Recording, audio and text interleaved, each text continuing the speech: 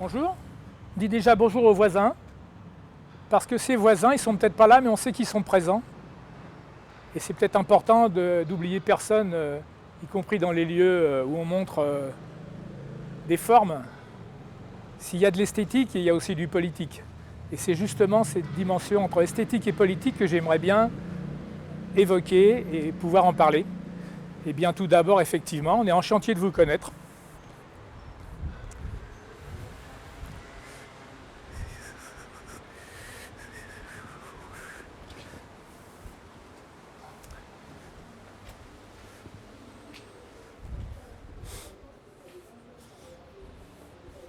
Bon, bienvenue à la Maison d'Art Bernard Antonios pour l'exposition avec, c'est-à-dire avec toutes les personnes qui participent à un travail singulier, qui, bien qu'il soit singulier, est le plus souvent collectif.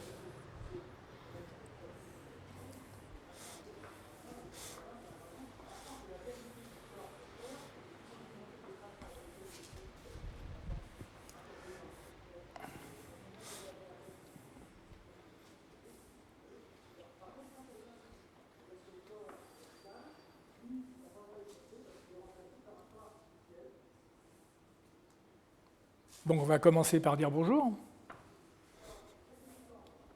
Alors bonjour, ça représente assez le type de travail qui va être montré ici, c'est-à-dire tous ces travaux exposés ici sont des travaux qui existent dans la vie courante. Par exemple, bonjour, c'est un travail que je mène depuis plusieurs années dans une maison de la musique où les lettres sont en fêtage de l'établissement et on joue avec les anagrammes. Par exemple, bonjour, on peut effectivement avec faire énormément de choses. On peut en faire peut-être qu'un parce qu'on peut en faire tellement. Par exemple,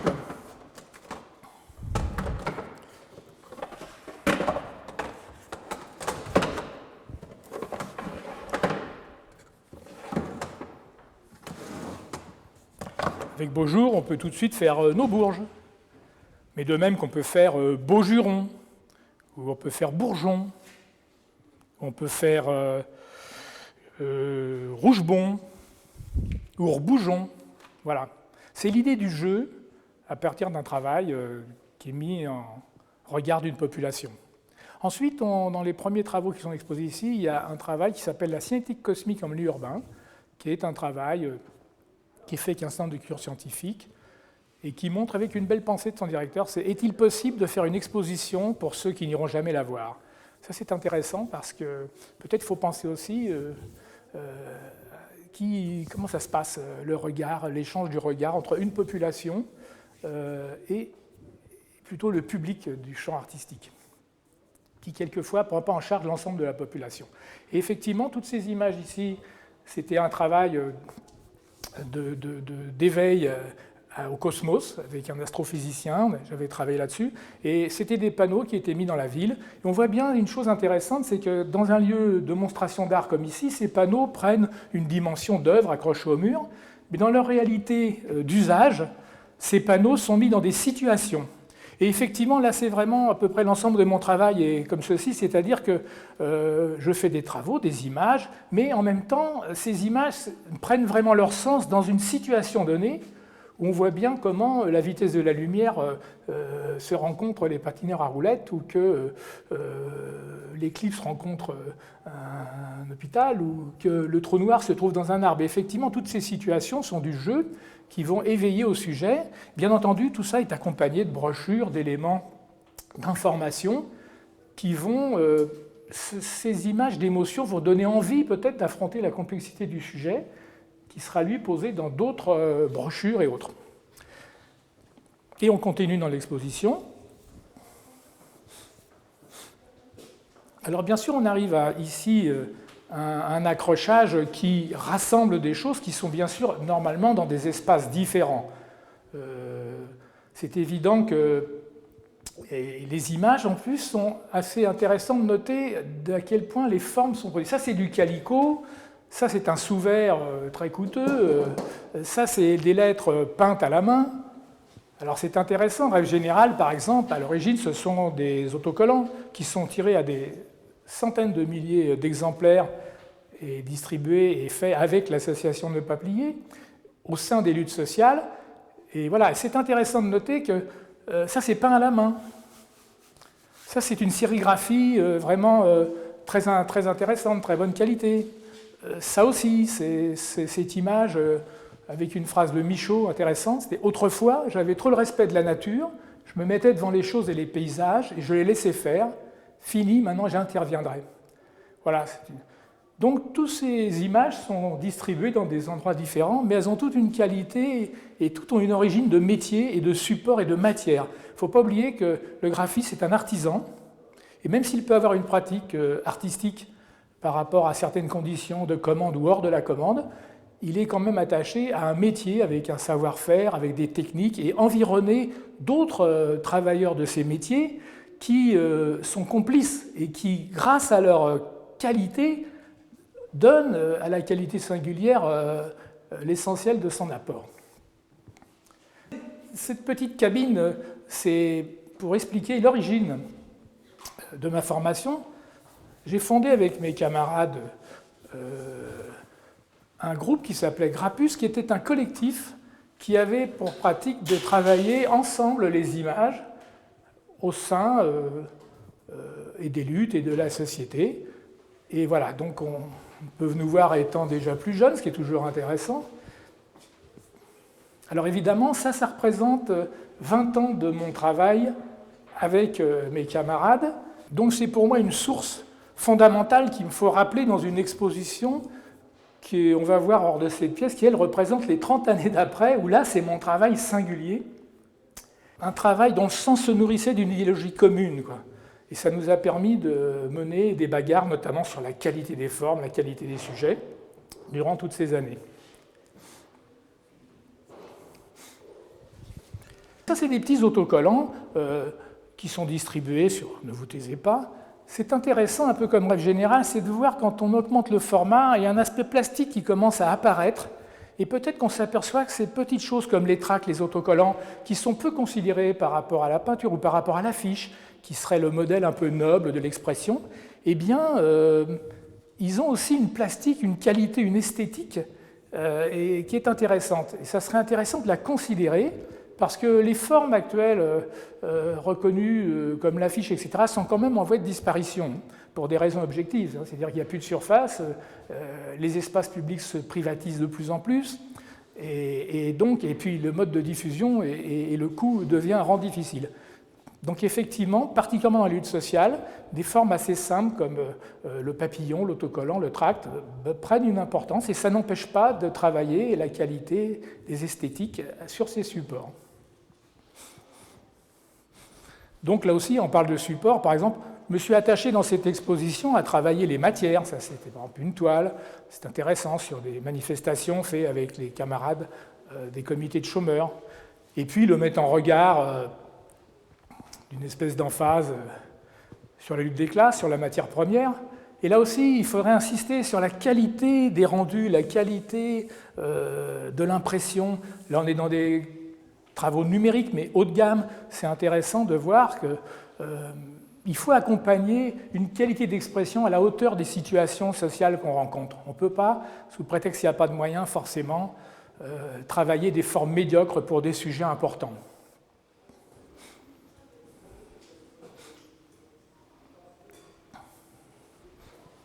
Ça, c'était une reprise par des jeunes gens qui font des choses formidables avec de la lumière de règle générale lors des manifestations de la place de la République, avec Nuit debout. Après, ce sont effectivement énormément de choses qui sont des journaux. Là aussi, l'affiche, c'est bien, mais ça passe aussi par de la presse, par de l'édition. Voilà. Là aussi, la mise en forme est importante. Ou on va voir des choses aussi simples que des petites pancartes qui sont faites pour une manifestation avec des Roms qui manifestent pour leur liberté. Et on voit bien que dans un matériau comme ça, qui est modeste, un peu merdique avec les agrafes, mais il y a une qualité de typo, une qualité de lettres, une qualité des formes qui ne va pas être considérée. Parce que le support, il est considéré comme un support militant, un peu banal. Donc il ne va pas accrocher le regard de tous ces critiques d'art ou des gens qui vont parler des formes. Là aussi, c'est important de voir que dans la réflexion sur l'esthétique et le politique, il y a des lieux consacrés, des formes consacrées, qui s'intéressent quand même qu'à un certain type de support et qui travaillent quelquefois, s'intéressent plus aux effets qu'au sujet.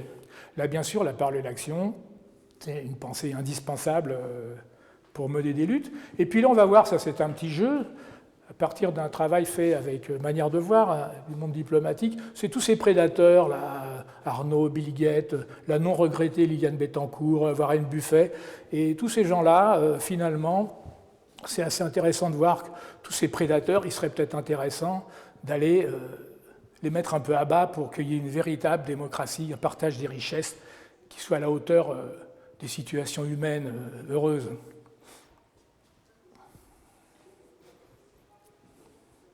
Là également, on va voir justement dans une petite vitrine, d'une manière un peu anecdotique, peut-être transformée en papillon épinglé, tous ces autocollants, mais qui, bien sûr, chacun d'eux reflète une situation, a accompagné une lutte pour un temps, dans quelquefois des quantités très importantes, et surtout sont redistribués par les personnes qui s'en emparent et qui, à leur tour, deviennent des corps porteurs, des colporteurs de l'image. Et bien entendu, il y a dans toutes ces années beaucoup de sujets, il y en a d'ailleurs beaucoup plus que ça, mais c'est quand même important parce que ce petit travail modeste, il a sa force de faire passer de la pensée et de l'émotion. Toutes ces images sont ici mises dans une situation, mais elles ont eu d'autres formats, elles ont été à l'intérieur de magazines, et puis elles sont bien sûr d'actualité. Hein, par rapport à l'ISF, plus le pauvre est visible, plus le riche est caché. C'est plus que jamais d'actualité sur la suppression de l'ISF. Et on ne parle pas de la suppression des SDF. Hein. Donc voilà. Et ensuite, on va passer dans un autre champ. Juste une petite parenthèse. Ça, c'est un travail de confection d'un char qui était de manifestation, pareil, qui capturait un peu les gens dans les manifs pour les mettre à l'intérieur d'un contenu sur le chômage. Et ce qui est intéressant, c'est qu'on a 15 jours ou 3 semaines de confection. Il y a le côté bonheur, une espèce de jubilation à travailler les formes avec tous ses amis militants. C'est pain à la main, c'est un plaisir total de pouvoir faire exister. Et ensuite, peut-être que ça ne dure que 3 heures dans sa réalité de manifestation. Mais tout ça aussi, c'est important, c'est-à-dire tout ce qui est avant, tout ce qui est après, tout ce qui est la notion de parcours. On va voir plus loin que la notion d'œuvre, elle est plutôt dans le parcours que dans un résultat de forme.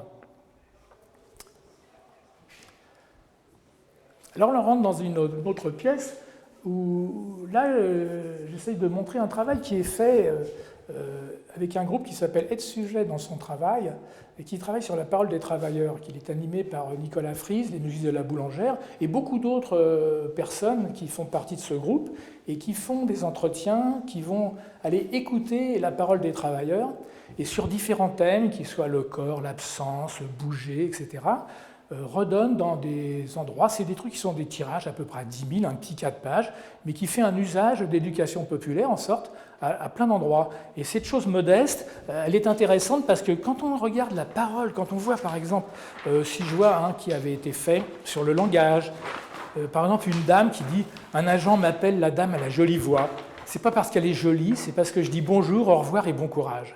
On voit bien que toutes ces tendresses, ces bonheurs de la parole partagés, eh bien, ils nourrissent une espèce de solidarité humaine entre les personnes. Ou encore un autre qui avait été fait par ironie, une page blanche, que c'est sur la pause, l'arrêt, quelqu'un qui dit « Vous savez, c'est pas la peine de dire qu'on a occupé l'usine pendant 3 jours.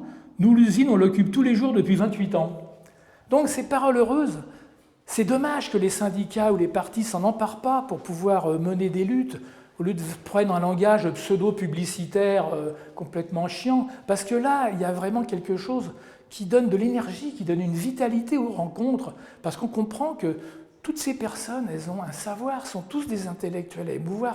Il y a un échange formidable entre eux, et c'est dommage qu'on ne rassemble pas ces différentes qualités de parole.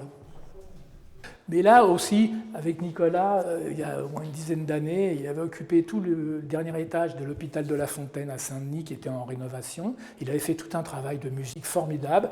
Et moi, j'avais participé en faisant peindre les plafonds. Et là, notamment, une anamorphose, où en sortant de l'ascenseur, on lisait patiemment, puis on rentrait dans les lettres. C'était intéressant de donner une espèce d'architecture, un corps à la lettre, dans un espace. Voilà, c'était heureux. Là, on va repasser encore dans un autre champ. Tout de suite, on voit une image qui a été faite il y a très longtemps, Money World.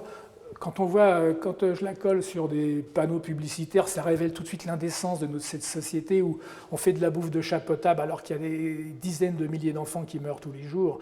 Et ça, c'est quand même complètement indécent. Donc voilà. Et on va d'ailleurs voir l'image dans sa réalité d'affiche. Ce qu'on peut noter ici, c'est que cette affiche,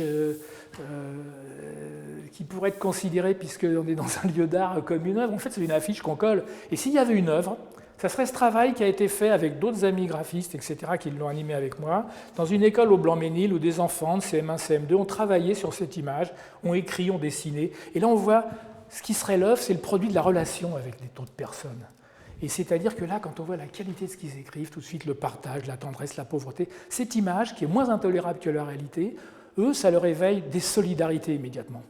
Et c'est ça qui est très beau. Et on voit comme ces enfants arrivent même à s'inclure en reprenant l'image par montage, en faisant moi. C'est assez beau comme qualité de regard. Après, on repasse encore autre part. Ça, c'est un travail qui est mené depuis 5 années avec la ville d'Ivry, où j'habite et où je travaille, qui est ma ville. Et c'était un travail régulier sur la Journée internationale des droits des femmes. Et tous les ans, je faisais des images différentes. Ça a commencé avec des portraits artistiques, des photos, des poésies, ensuite des portraits avec les graphistes de la ville et leurs familles. C'est-à-dire qu'on a à chaque fois, petit à petit, renourri le sujet avec des formes autres. Mais bien sûr, toutes ces images sont accompagnées de brochures, de textes qui donnent des éléments de savoir et de défense sur le sujet. Et là, c'est un travail qui est fait à partir de l'émail et de l'aimantation. Voilà. Donc c'est tout un travail. Au départ, c'était une image qui avait été faite sur la dilution du citoyen, une espèce de personnage. Un peu ces vibrations, c'est à peu près tout ce qui reste d'une balade en ville, du piéton urbain, c'est-à-dire une telle accumulation d'images que le sens s'évapore devant la quantitative et les vibrations qui restent sont des vibrations négatives parce que la signification, elle est bouffée par l'accumulation des signes qui nous envahissent. Et là, bien sûr, c'est quelques exemples d'usage. Ça, c'est collé dans ma rue où j'occupais un lieu inhabité pour faire une petite galerie de rue. Ça, c'est en Espagne avec un musée et puis une rencontre avec des travailleurs, des sans-papiers sénégalais avec lesquels on a fait une action devant la Banque d'Espagne, etc. Ça, c'était mon atelier. C'est pour montrer comment, à partir de tous ces éléments, ces petites magnettes de forme, des éléments de vocabulaire, je peux assez facilement jouer avec, faire des grammaires, soit sur des palettes graphiques comme ça, enfin, ces espèces de plaques émaillées à la brosse, qui sont des belles rendues, qui me permettent de jouer sur l'aimantation, ou des grands formats comme celui-ci, pareil, en émail. Et ensuite, ce travail, à l'origine, avait été fait avec le MACVAL, le musée d'art contemporain du Val-de-Marne, où j'avais travaillé à la promotion du lieu avant que le MACVAL soit construit, la préfiguration, où pour rencontrer des associations, 140 associations, j'avais réalisé 140 plaques émaillées qui étaient offertes aux associations en échange d'un recueil. Ils venaient apporter un petit carton qui expliquait ce qu'ils faisaient, et chacun partait avec sa plaque, c'était une rencontre. Voilà, donc c'est donc des plaques émaillées avec des systèmes de magnettes, et enfin ce qui me permet de jouer assez facilement, de me tromper, surtout de me tromper autant que possible pour pouvoir, parce que c'est intéressant de se tromper, c'est dans l'échec qu'on trouve, c'est pas la réussite. Et puis ensuite, selon les choses, soit d'en faire des collages, soit d'en faire des tirages, c'est-à-dire de jouer sur les différents supports. Et là, c'est intéressant, amusant de noter que selon le support, le contexte et les circonstances de la diffusion, les images prennent une force ou une autre. À partir du moment où c'est sous verre avec un numéro, c'est artistique, après c'est expérimental. Si c'est une carte postale, c'est socio-culturel. On voit bien comment l'usage de diffusion va qualifier une image. Voilà, et là, entre autres, c'est important de montrer l'image qui a servi d'ailleurs pour l'invitation de l'expo. Ça, c'est une petite blague sur les personnes du musée, mais ça, là, c'est les 140 plaques. Et en même temps, ça m'amuse de dire qu'est-ce que c'est qu'une expo? Est-ce que c'est cette manifestation avec les chômeurs qui portent des images? Comment mettre le discours en action? Voilà. Donc c'est intéressant de montrer que peut-être aussi que le champ artistique a des lieux consacrés, mais que les images dans la vie courante ont une importance très forte et qu'elles ne sont peut-être pas considérées avec le même sérieux, critiquées avec la même qualité que dans certains lieux, encore une fois, reconnus. Donc on continue, quelques petits montages. On arrive sur la rue Pin. Et là, on arrive à une machine que j'ai fait avec un ami, Michel Blanc-Guérin. C'est une machine à fabriquer des pavés idéologiques en papier. Et on voit un peu, si tu peux le filmer, je ne sais pas comment ça marche. En fait, c'est un système de compression avec de la pâte à papier. Et on fait des pavés qui s'appellent le Redoutable, pavé idéologique, composé de 75% de presse pourrie, 30% de presse commerciale. On ajoute 5% de presse progressiste pour voir si ça colle. Voilà, donc on obtient un objet de circonstance, pratique, élégant, à retourner dans la gueule des idées dominantes. L'idée étant plaisir d'offrir, ici même, plaisir d'offrir et joie de recevoir.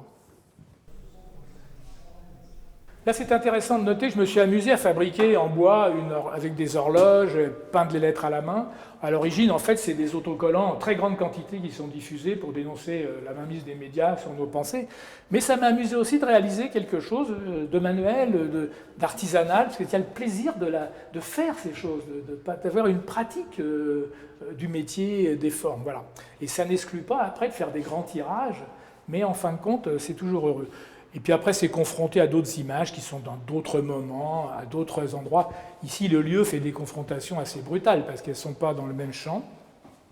Et là, j'ai fait une vitrine pour pouvoir montrer aussi, dans mon travail de graphiste, aussi ça qui me fait aussi, entre autres, gagner ma croûte, c'est le travail d'édition. C'est très important parce que dans le champ artistique, on ne s'intéresse pas forcément trop à l'édition, mais entre le magazine, le livre, le tract, la pochette de CD, la brochure, le journal, on voit bien comment, dans ce métier, les choses... Et en même temps, chacun a une histoire. Par exemple, parce que tu as le chiffon rouge, ça c'est Lorraine Cœur d'Acier, qui était une action assez formidable en Lorraine, à partir d'une radio libre. Ça, c'est un travail que j'ai fait à Fresnes avec des prisonniers. Chaque chose pourrait être développée. Les bouquins avec Nicolas Frise, le travail avec Pierre Bourdieu, les actes de la recherche, enfin, un manuel d'apprentissage de la lecture.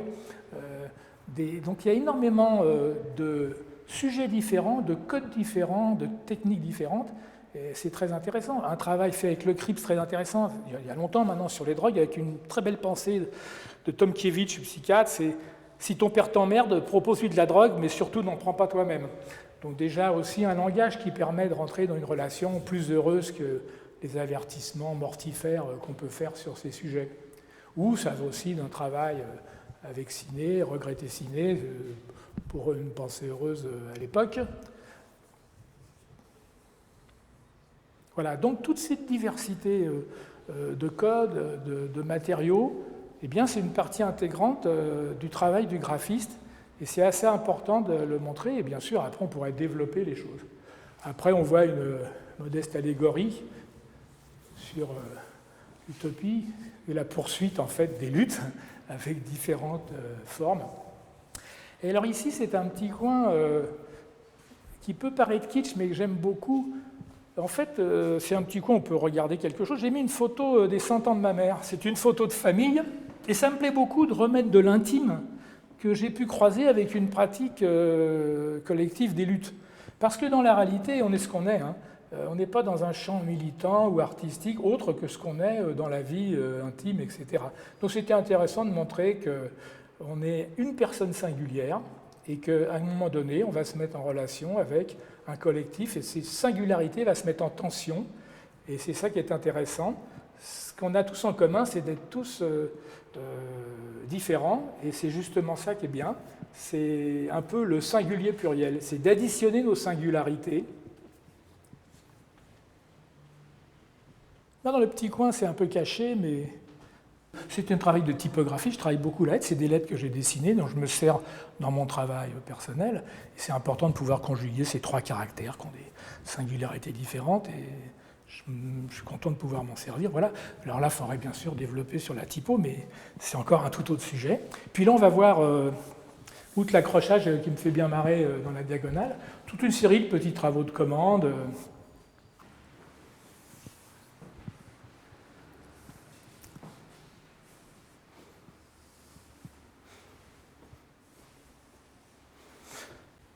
Ça, c'est une chose à signaler, c'est une image que j'avais faite en 2001 pour la fête de la musique. Ce qui est amusant à rappeler sur cette image, c'est qu'avec la vingtaine de graphistes qui étaient sollicités, on s'était battus pour supprimer les logos.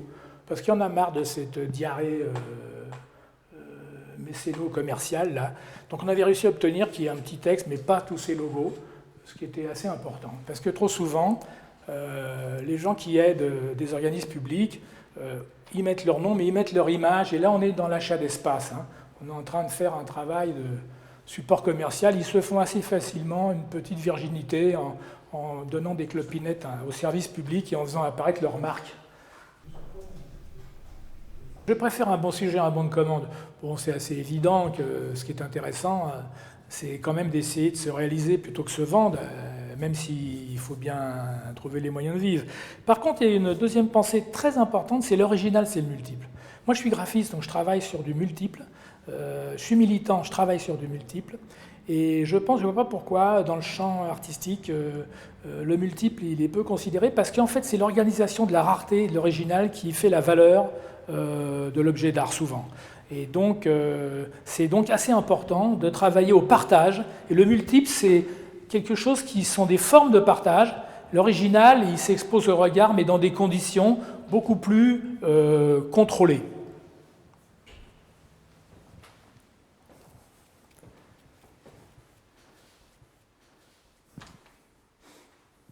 Et là, on va rentrer dans une espèce d'appeler ça zone art, qui est plutôt l'atelier. Il s'agit d'un travail qui, à partir d'une commande du musée de la ville de Strasbourg, c'est un travail sur les modernes, c'est une période de 1870 à 1950, donc il s'agissait d'une exposition. Donc moi, j'ai fait une affiche où je suis amusé à montrer Manet emmenant Miro à l'école, protagoniste de la période. Mais après, ces images, j'ai fait des variations à partir de plusieurs personnages de l'époque, Einstein, Joséphine Baker, Guillaume Apollinaire blessé à la guerre, les balles du Front populaire. Et puis je me suis amusé avec un ami, Marc Mélinger, qui est sérigraphe, dans son atelier. On a fait 250 versions différentes, de manière à nourrir l'image et la promotion de cette expo d'une chose un peu plus inventive qu'un signe logotypique. Voilà, donc on a travaillé aussi bien sur des supports, par exemple ça c'est des super tirages sur des cartons, donc il faut, techniquement c'est un plaisir à faire, enfin pour travailler les blancs, etc. Et puis ensuite une multitude d'images jusqu'à arriver à une quasi-abstraction, mais en tout cas des formes, c'est-à-dire explorer les formes de manière à, comme ça, révéler des intensités, des supports, et puis par la suite nourrir mon vocabulaire, mais en même temps partager un espace qui appelle plus la curiosité qu'une simple image type publicitaire. Et on va retrouver dans la plupart de mes travaux, comme Monnéor, il y a des recherches d'abord qui se font, soit à partir de macules, soit à partir d'impressions, et qui me permettent encore une fois d'aller travailler dans ces formes. Par exemple, quand il y a une exposition ne pas pliée au Stedelijk Museum, je fais une image et je mets une dent en or parce que c'est quand même le Stedelijk Museum, mais ensuite, effectivement, on peut extrapoler les images où on va retrouver certains autres éléments de vocabulaire qui vont du coup nourrir l'image initiale et puis ouvrir des perspectives un peu à l'esthétique, à l'imaginaire par rapport à un sujet, ne pas fermer le sujet. Donc ça, c'est vraiment ce plaisir de l'exploration des formes. C'est ce qui est bien dans cette activité, dans ce métier, c'est de pouvoir ouvrir un champ de possibles et puis voir comment ça va se confronter à une réalité, à un regard, mais pas un souci de réussite, simplement un souci d'expérimentation. C'est le mot-clé dans notre démarche, c'est expérimenter. Et travailler sur le parcours, travailler sur le partage, pas travailler sur le chef-d'œuvre ou le regard imposé. C'est une image à partir d'une pensée de Taslima Nasrin sur que les hommes... cette femme est condamnée à mort au Bangladesh parce qu'elle affirmait son athéisme, et elle disait que c'était la peur des femmes qui rendait ces hommes criminels. Et cette image, elle est tirée en sérigraphie dans les manifestations, là au Châtelet, avec les amis algériens, etc., dans des grandes quantités.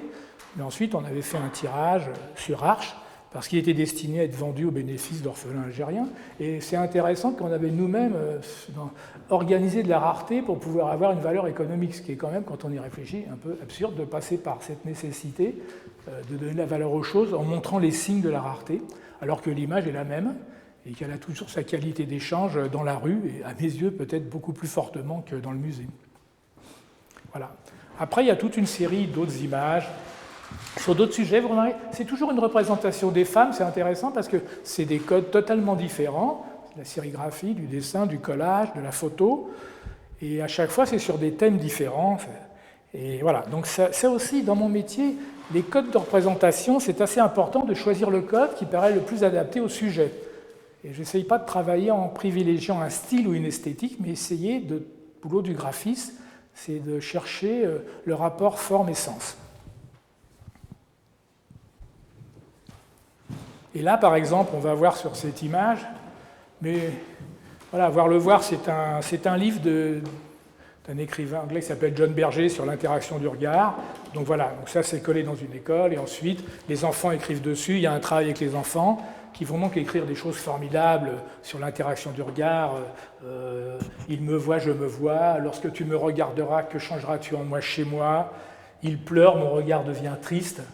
Les couleurs se noient dans le noir. Donc voilà. Et ensuite, ça s'est remis dans l'école et les parents vont s'intéresser à l'image parce qu'elle est un peu innocentée de l'écriture de leurs enfants. Ils vont affronter la complexité du sens, ce qu'ils n'auraient peut-être pas fait dans d'autres formes de représentation. Une chose quand même à noter ici, c'est un petit truc, c'est toutes ces images que tu vois, les quatre là, c'est des situations. Ça, c'est à Fontenay-sous-Bois, dans la ville où ça a été produit. Ça, c'est un squat, une occupation de sans-papiers dans un squat, et ça c'est fait par un groupe de graphistes qui s'appelle Lucidum, en 1996 dans la bibliothèque de Sarajevo. Donc effectivement, la même image, mais dans des situations différentes, va avoir un sens qui va être autre. De même que là, ça c'est une photo de l'image qui était mise dans une manifestation contre des nervis du Front National qui avaient tué un jeune homme au pont du Carrousel. Voilà, donc on voit bien que toutes ces images, il ne s'agit pas seulement de produire, il s'agit de diffuser. C'est ce pourquoi l'association Ne Pas Plier a été fondée, aussi avec beaucoup d'autres camarades, c'est pour pouvoir participer à la diffusion des images sur le terrain social, parce que trop souvent, si on se contente de produire et qu'on n'accompagne pas son image sur le terrain, eh bien, l'image, elle ne résiste pas au mieux au chef-d'œuvre, mais elle n'a pas de réalité sociale. Et ça, c'est tout un bordel assez joyeux, j'espère, pour montrer que, avant tout, c'est de la recherche et du travail, et que ça se fait un peu quand même dans la joie. Alors, il y a une multitude de choses plus ou moins légères, mais tout ça, c'est destiné à être, par la suite, des images. C'est comme un mur d'aide-mémoire sur beaucoup de choses. Des choses se sont réalisées, pas d'autres. C'est une espèce de merde en or que j'aimerais bien mettre sur 30 mètres d'eau. J'ai marqué très simplement, pour expliquer la pensée complexe de cet individu, James Coon, c'est de la merde. Voilà, ça c'est des clochettes à deux boules. Ça c'était une chose que j'ai fait le 11 septembre pour un petit peu me moquer gentiment de Ben, c'était un Laden, signé Ben. Mais voilà, ensuite, il y a plein d'autres objets. Il y a des lances Saint-Pierre. Voilà, j'aime bien le lance Saint-Pierre, c'est quelque chose qui m'amuse et ça marche très bien, mais il faut des images de Saint-Pierre. Ensuite, c'est une multitude de choses qui ont servi. Par exemple, ça, c'était à l'époque des bombardements de l'OTAN. C'est des plaques de chasseurs que j'avais récupérées. Ça n'a pas abouti, je voulais en faire une image. Donc il y a énormément de ces choses. Quelquefois abouties, quelquefois pas. Ce sont un peu comme des notes.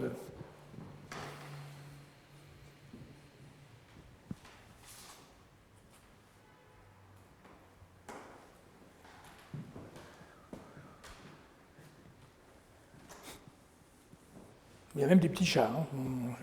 C'est ouvert comme travail.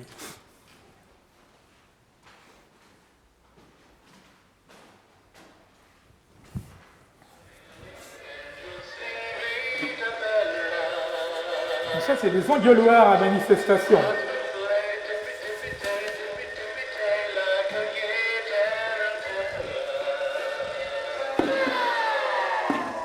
Voilà. Et puis, non pas pour conclure, parce qu'il y aurait beaucoup d'autres explications, ça c'est un travail, c'est pas fait tout seul, c'est pas moi qui le fais, il y a des personnes qui construisent ça, et ce qui permet après de passer à d'autres surfaces. Voilà, par exemple, je ne veux pas qu'on conclure, mais cette pensée m'intéresse parce que révolutionner, c'est vraiment inventer de nouveau. Hein, c'est pas tout casser forcément, c'est redonner de l'imaginaire social et collectif aux luttes, redonner du désir, redonner de la perspective. Trop souvent, Quand on travaille, on dénonce le malheur sans montrer la part de bonheur perdue par ce malheur. Et en faisant, on énonce le malheur et on contribue à foutre une déprime pas possible. Donc je pense qu'il faut qu'on retransmette une vitalité heureuse, cette jubilation des luttes qu'on peut partager. Et c'est avec ce bonheur et cette énergie qu'on pourra quand même encore espérer transformer ce monde qui ne va pas très bien, mais qui pourra aller beaucoup mieux si on s'y met tous.